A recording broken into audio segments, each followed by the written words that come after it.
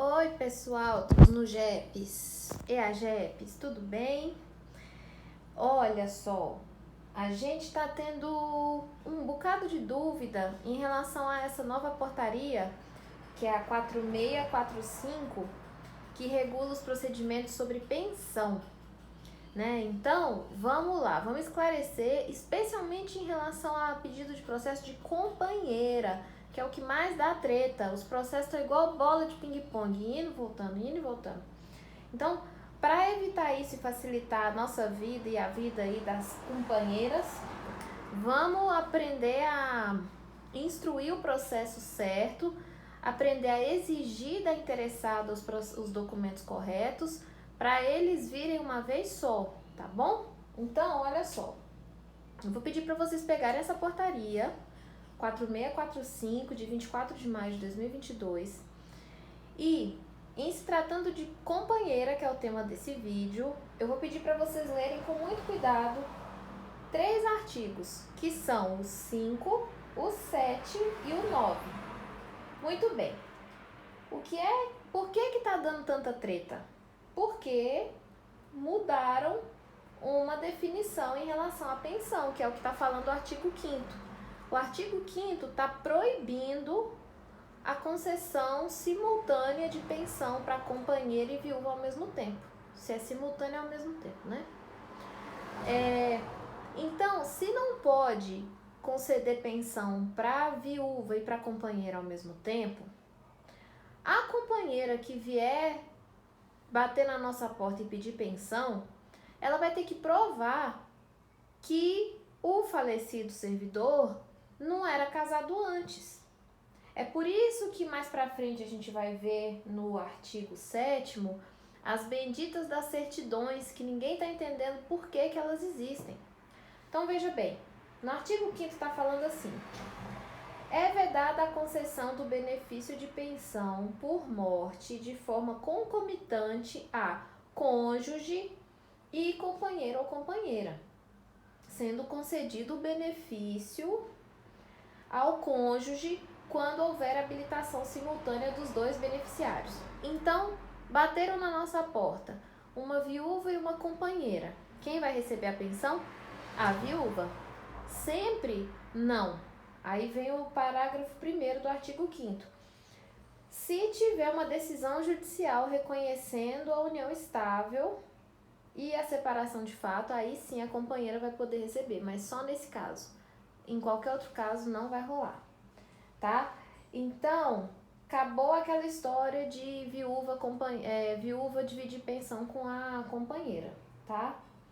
É só a viúva, exceto se houver uma decisão judicial. Muito bem. Qual é o próximo artigo que a gente tem que ler? É o 7º. No 7º, o que tá falando aqui?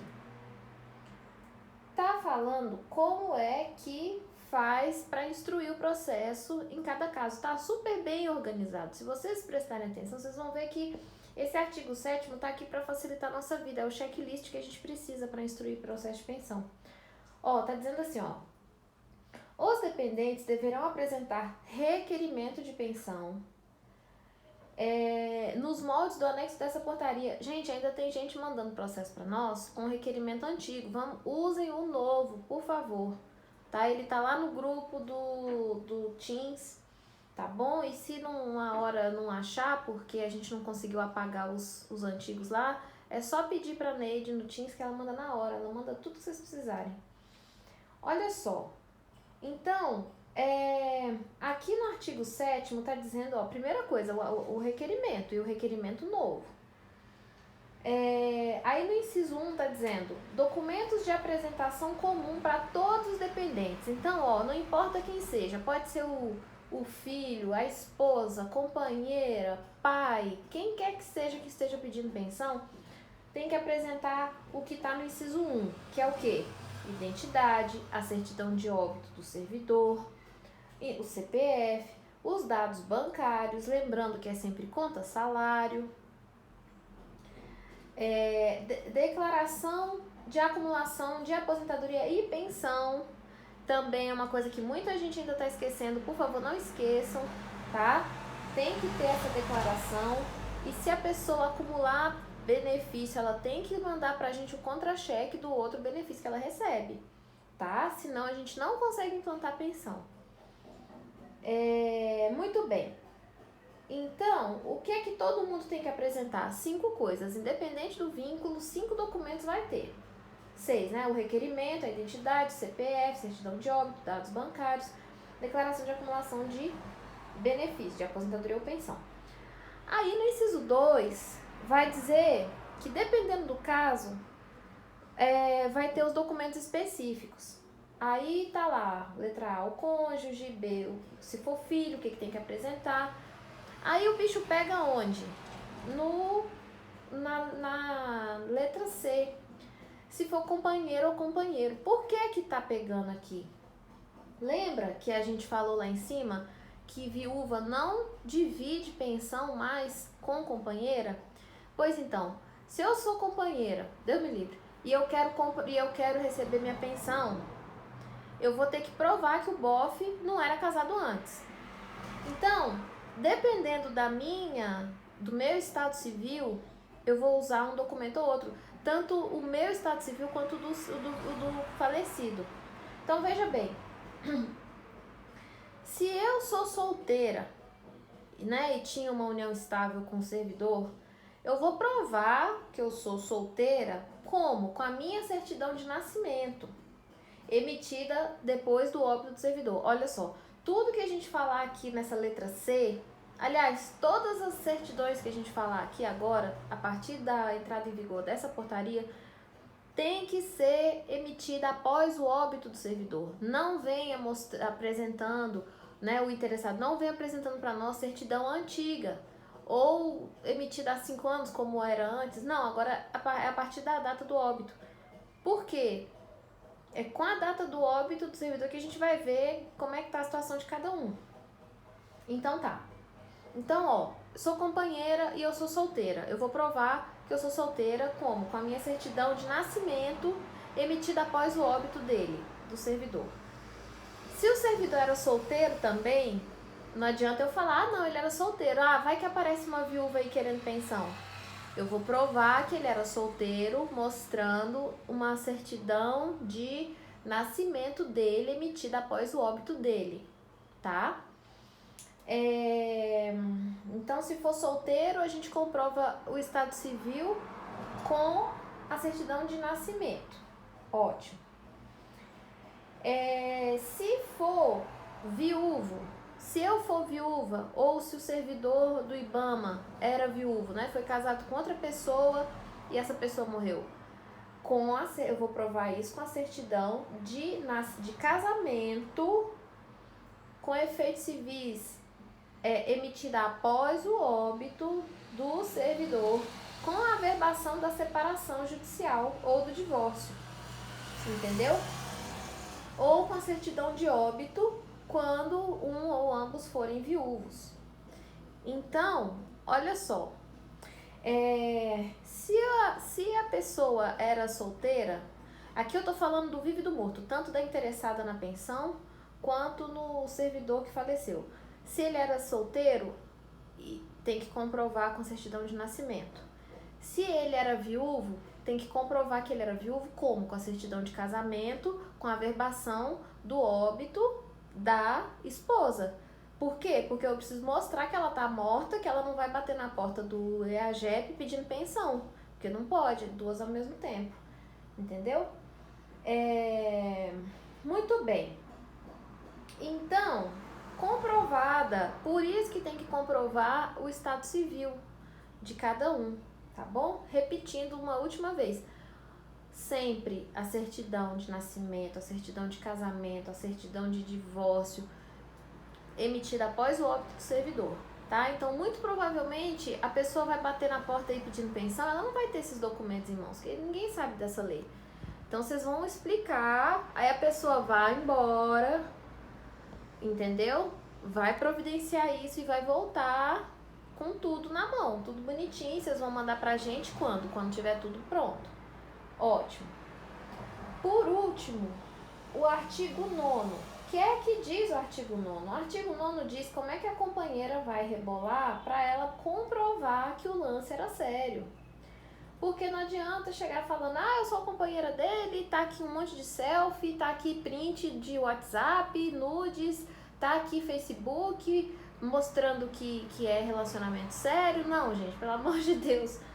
Como que comprova pela lei a união estável? Como é que mostra que o lance era sério? Aí eu tô lendo aqui o artigo 9º, tá? Começando aqui no inciso 1. Certidão de nascimento de filho, a vida em comum. Certidão de casamento religioso. Declaração de união estável registrada em cartório.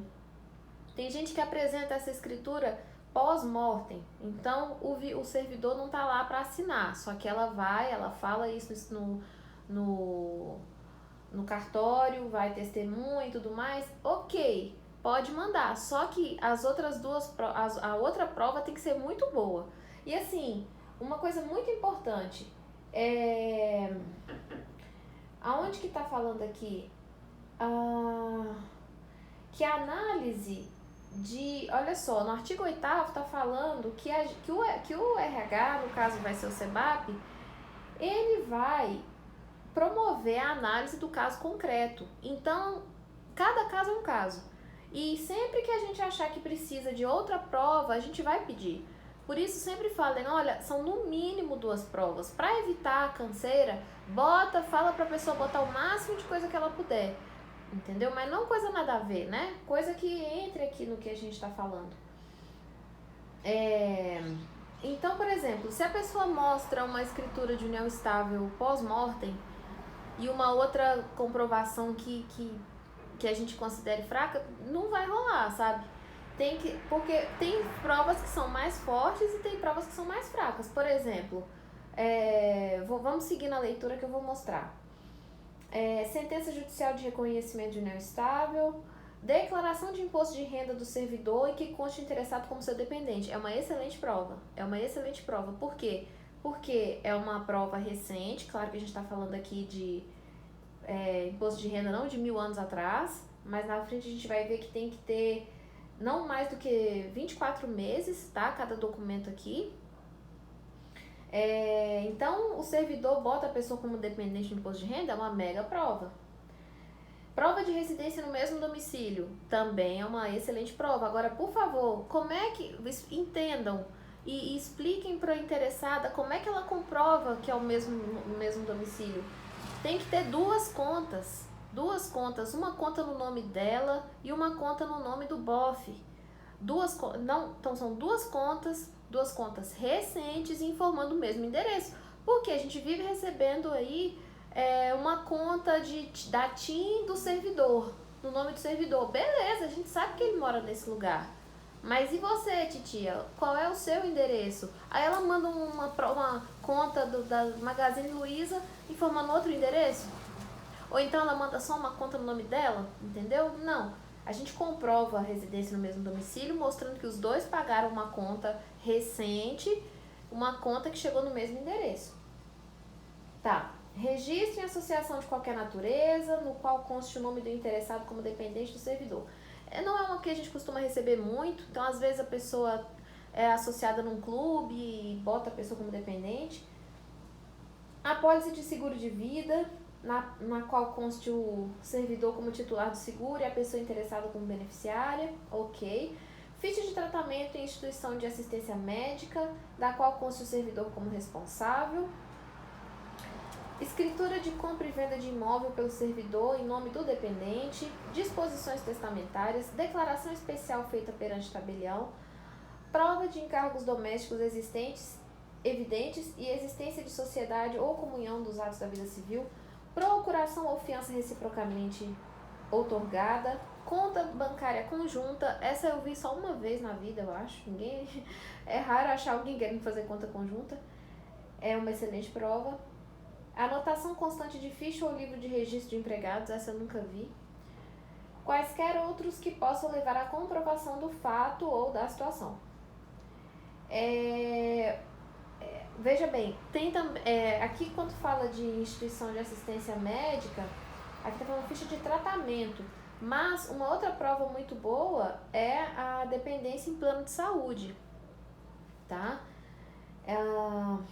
Aí aqui no parágrafo 1º está dizendo que o auxílio financeiro ou quaisquer outros meios de subsistência material custeada pelo instituidor não constitui meio de comprovação de dependência econômica. Então, muitas vezes a pessoa manda o contra-cheque, não é o extrato da conta corrente, e tem lá um monte de depósito da pessoa, isso não é prova, tá?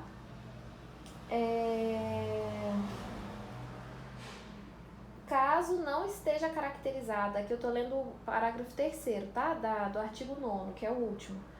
Caso não esteja caracterizada a dependência econômica, a unidade de gestão de pessoas responsável pela análise do pedido de pensão poderá requerer a apresentação de outros documentos constantes, além daqueles previstos no caput, tá?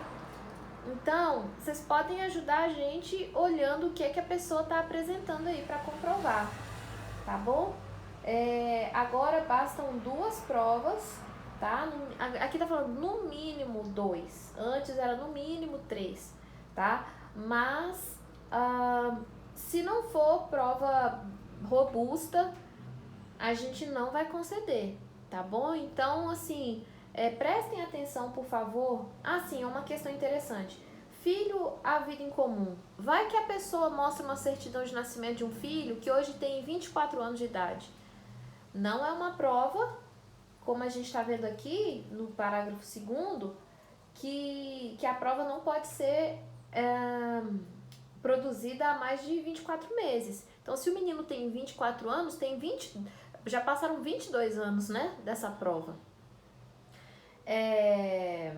Desculpa, já excedeu muito isso aqui.